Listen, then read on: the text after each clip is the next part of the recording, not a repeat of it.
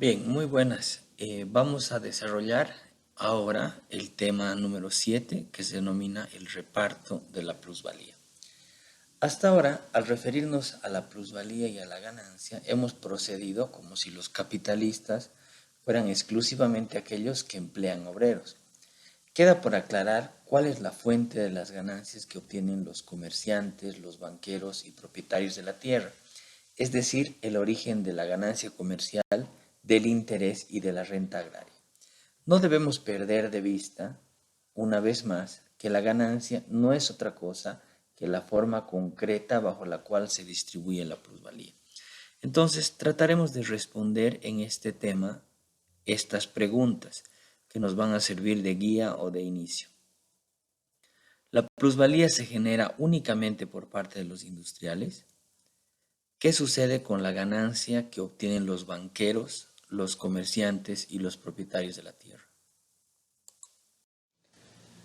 No perdamos de vista, o no me voy a cansar de repetir, que la ganancia no es otra cosa en la forma concreta bajo la cual se distribuye la plusvalía. ¿Cómo se distribuye la ganancia en el capitalismo? Y aquí vamos a ver tres grandes sectores. Esta plusvalía se va a dividir entre los banqueros en lo que vamos a denominar interés bancario, los comerciantes en lo que vamos a denominar ganancia comercial y los propietarios de la tierra en lo que vamos a llamar la renta agraria.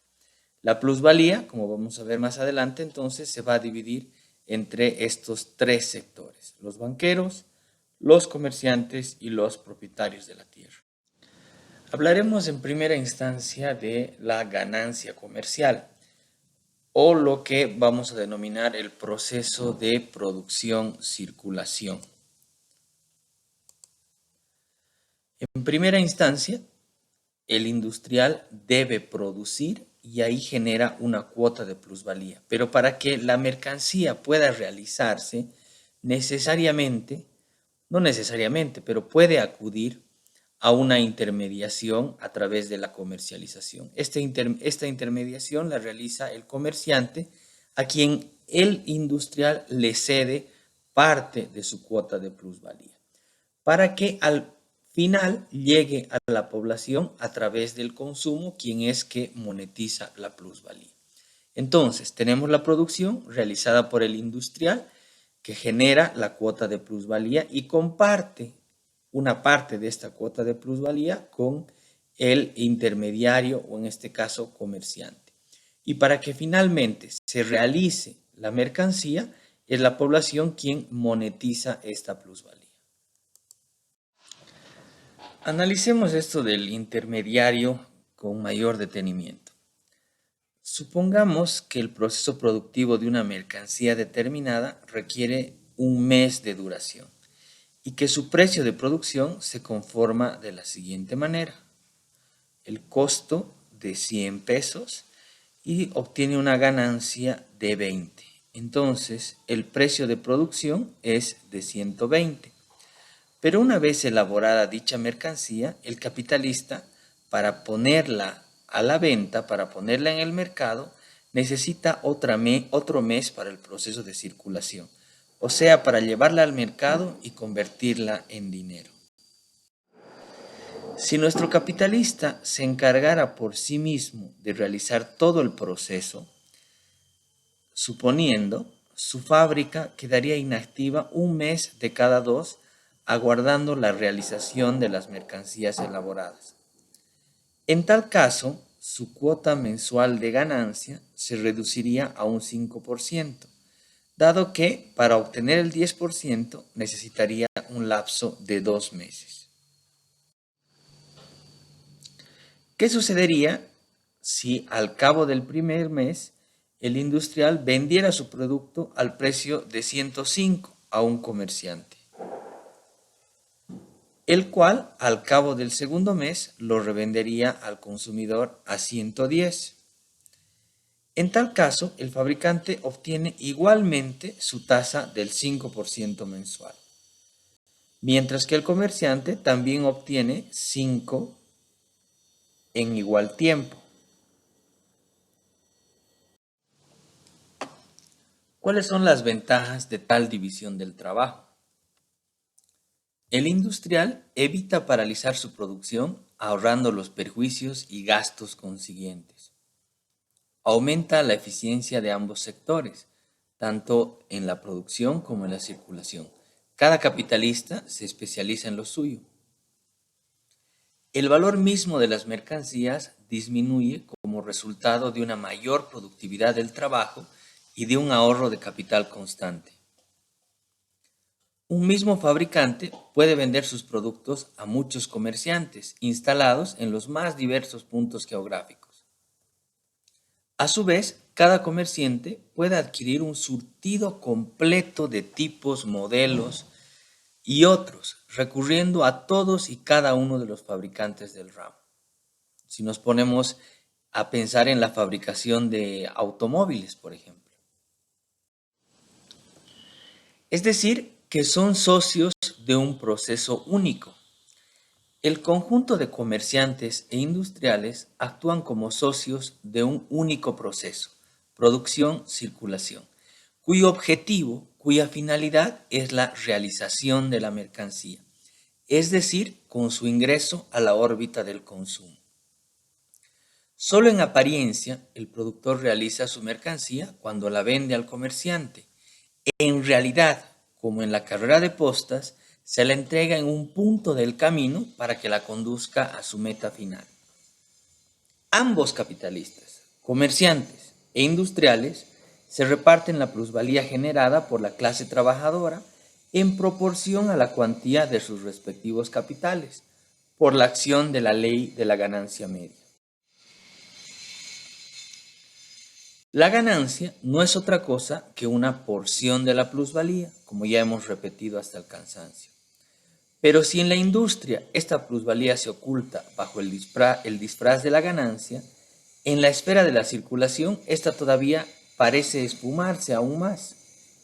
La ganancia parece brotar aquí de la habilidad del comerciante, de su ingenio para adquirir las mercancías a los precios más bajos posibles y revenderlas a mayor precio. La práctica confirma esta apariencia. Cuando más mercancía logra vender, cuanto mayor es la diferencia de precios, cuanto más veloz es el proceso, mayor es la ganancia del comerciante. Efectivamente, su utilidad depende del monto de su capital y de la velocidad con que consigue hacerlo rotar.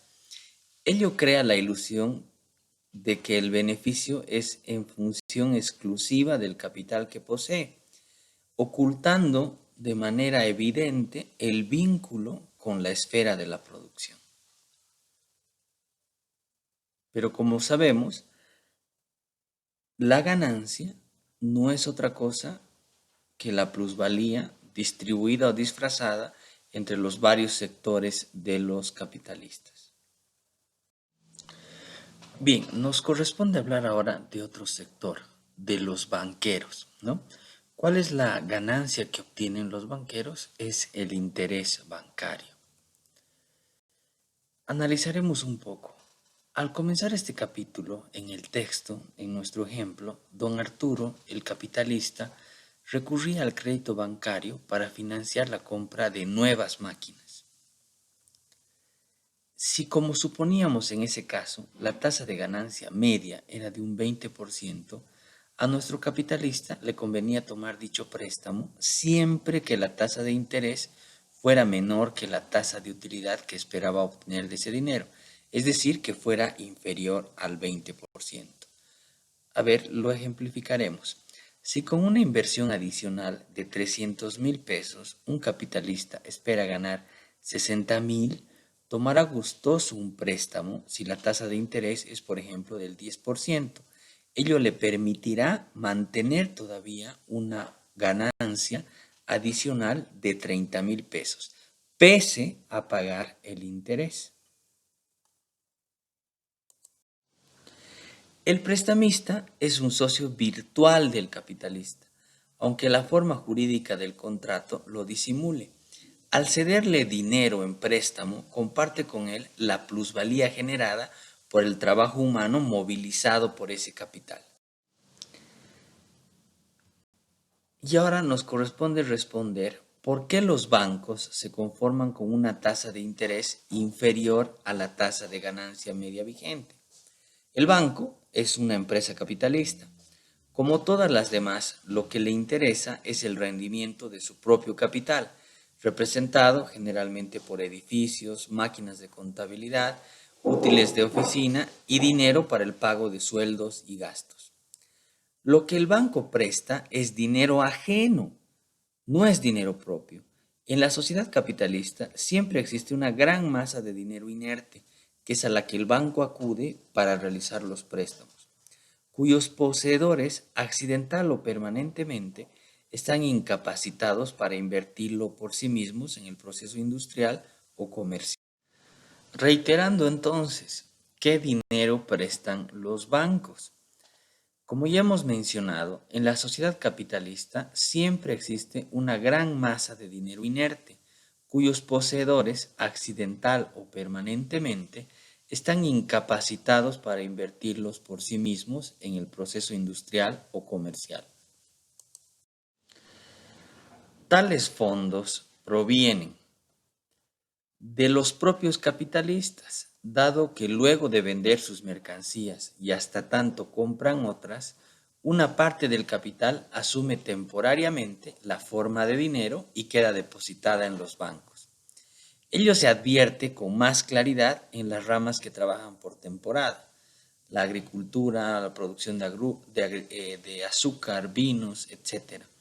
Además, si las máquinas y equipos se amortizan en varios años, el valor de su desgaste se convierte durante ese lapso en fondos de reposición que permanecen bajo la forma de dinero hasta tanto dichas máquinas cesan su vida útil y deben ser reemplazadas. También se obtienen de los ahorros o disponibilidades temporales de otros sectores de la sociedad. Siempre existe grandes masas de ingresos que no se gastan totalmente en el momento que se perciben y permanecen por tiempos variables en las cajas de ahorro. También se obtienen de las compañías de seguros, de las compañías de ahorro, etcétera, porque deben dejar inactiva una parte de sus ingresos para afrontar sus prestaciones y cubrir riesgos o siniestros. Lo mismo que las cajas de jubilaciones, lo que ahora conocemos como las AFPs, por ejemplo, en nuestro país. En conclusión, mediante el crédito bancario, esas masas de dinero formalmente pasivas pasan a manos de los capitalistas y funcionan así como capital activo que busca plusvalía. Ello demuestra que todo aquel que percibe interés está participando indirectamente en la explotación de la clase trabajadora. Este interés no es sino una cuota parte en la apropiación de la plusvalía total generada por el trabajo asalariado. Pero al adoptar la forma de interés, la plusvalía se torna irreconocible a simple vista. Aquí el beneficio no surge ni siquiera del capital activo. Todo sucede como si la simple tenencia de dinero, aún inactivo, fuera condición suficiente para percibir constantemente más dinero que brotara de sí mismo. Al cobrar intereses, los prestamistas no creen en modo alguno apoderarse de una parte del trabajo gratuito arrancado a otros seres humanos, sino que están seguros de disfrutar con pleno derecho de una cualidad natural del dinero. Veamos cómo graficamos esto en el siguiente cuadro. ¿Qué es lo que hacen entonces los bancos? Captan dinero ajeno. Es decir, los capitalistas, los ahorristas, establecen un encaje legal y que depositan en los bancos, que se constituyen en intermediarios, quienes a su vez pagan un interés del 5%. Pero con este dinero captado, con este dinero inerte acumulado, realizan el préstamo bancario, préstamo de dinero ajeno, y aquí cobran un interés del 10%, obteniendo una utilidad, una ganancia, un interés del 5%, ¿no? Que es la plusvalía derivada del origen del dinero que presta, ¿sí? Entonces, el interés bancario se traduce en la plusvalía derivada del origen del dinero que presta.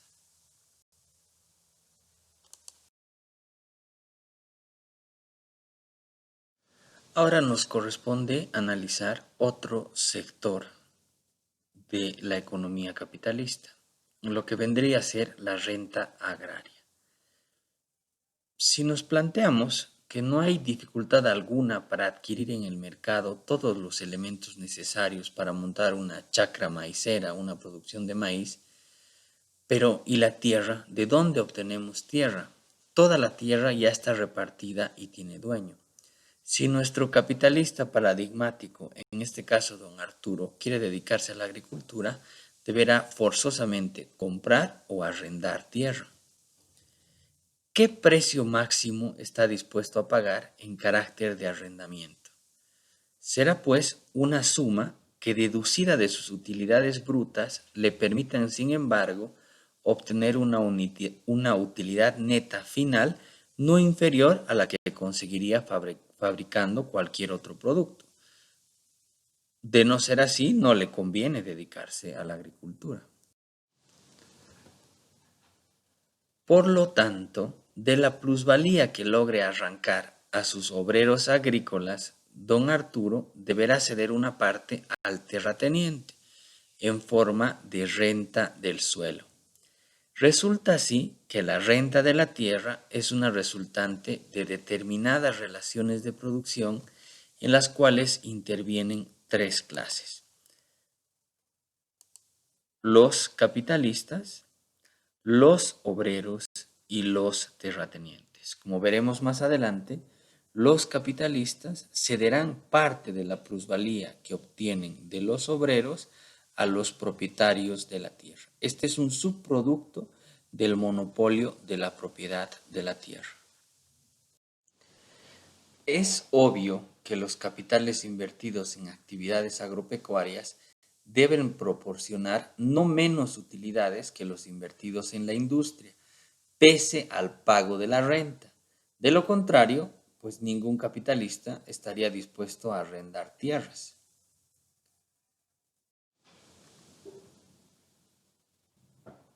Sin embargo, la producción agropecuaria tiene ciertas características. Por ejemplo, requiere menos capital constante, es decir, menor inversión en infraestructura, en energía, en herramientas, en maquinaria. Sabemos también que la producción agropecuaria, por sus características, requiere una menor proporción de capital constante que la industria. Por eso la composición orgánica del capital invertido en el campo será menor. Por ejemplo, digamos 60% constante y 40% variable.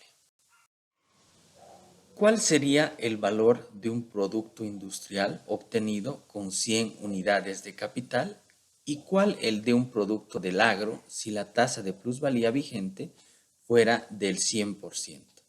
Hagamos este ejercicio sin perder de vista lo que hemos señalado anteriormente, ¿no? Que el agro requiere una menor inversión en capital constante.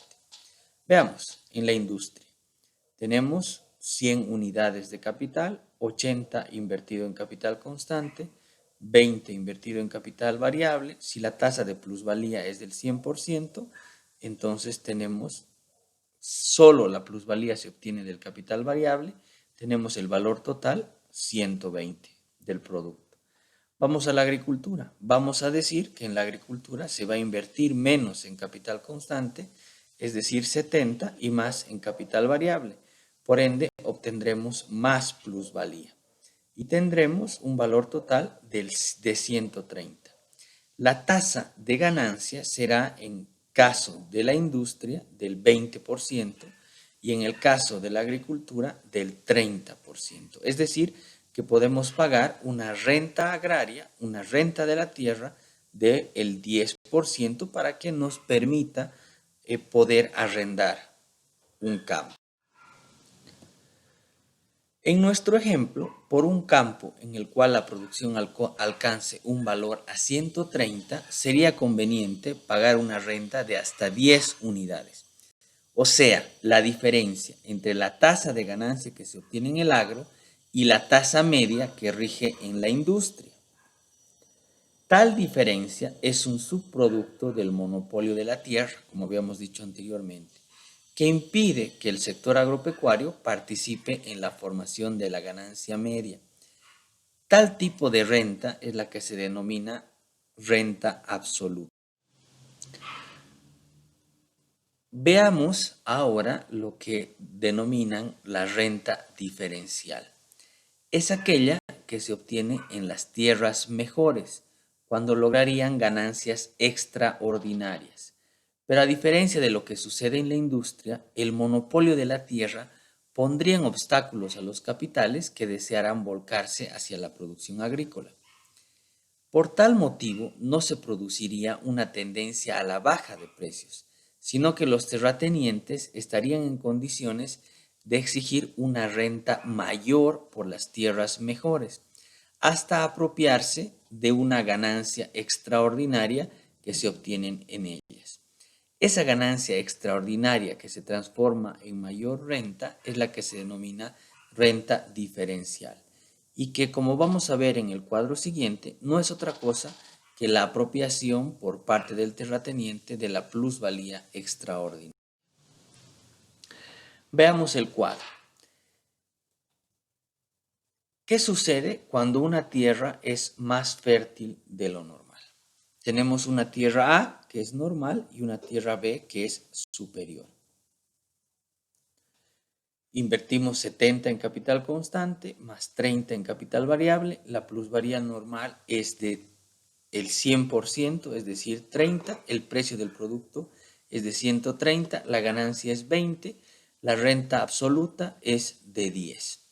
Veamos qué ocurre con la tierra superior. De igual forma, se invierte lo mismo. Igual tenemos una plusvalía normal de una tasa del 100%, pero además, por la mayor fertilidad del campo, obtenemos una plusvalía extraordinaria del 10%.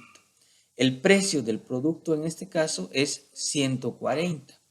La ganancia media sigue siendo del 20%, y entonces se tendría que pagar al terrateniente, además de la renta absoluta, la renta diferencial.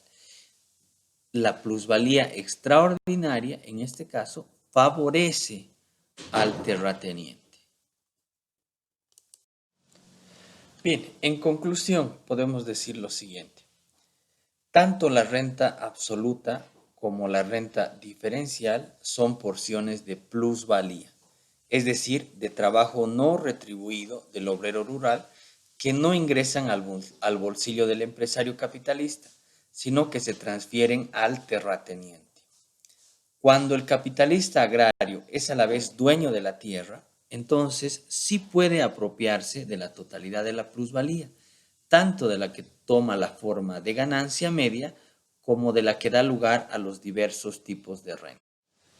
No es la tierra, sino el trabajo humano la fuente del valor de los productos agropecuarios y por lo tanto parte de ese valor ingresa como ganancia del capitalista o como renta de los terratenientes. El valor de la tierra. Volvamos a nuestro ejemplo. Recordemos que a don Arturo, que andaba en busca de un campo para instalarse, le ofrecen una fracción en alquiler o venta, cuya arrendamiento, es de 100,000 pesos anuales. Don Arturo analiza, ¿conviene comprar o arrendar? Y razona así. Tengo en la caja de ahorros un dinero por el cual me pagan un interés del 10% anual. Me convendría adquirir ese campo siempre y cuando su precio no supere un máximo de 1,000,000 de pesos. Hasta esa suma, el ahorro en arrendamiento no sería inferior al interés que obtengo por el mismo capital. Dicho de otra manera, para don Arturo, esa tierra vale hasta 1,000,000 de pesos. Vemos así que el llamado valor de la tierra no es tal, Su precio no es otra cosa que una suma tal que puesta a préstamo devengaría en un interés no menor a la renta que esa tierra proporciona. Analizaremos ahora entonces el cuadro de la renta agraria. Tenemos a los tres sectores. El capitalista invierte dinero. Los obreros, a través de su trabajo, ponen en movimiento el capital y generan plusvalía, pero a la vez dan valor a la tierra, dando la oportunidad de que el terrateniente, propietario de la tierra, se apodere de una parte de la plusvalía. Entonces, por eso decíamos que en la renta agraria intervienen tres sectores: el capitalista, los obreros y los terratenientes. De tal manera que la propiedad de la tierra, el monopolio de la propiedad de la tierra, permite a los terratenientes obtener una parte de la plusvalía arrancada a los obreros rurales. Y con eso concluiríamos el análisis del tema, ¿sí? Hemos visto cómo la plusvalía se reparte y se va transfigurando a través de los distintos sectores del capitalismo, es decir, los comerciantes, los banqueros y los terratenientes.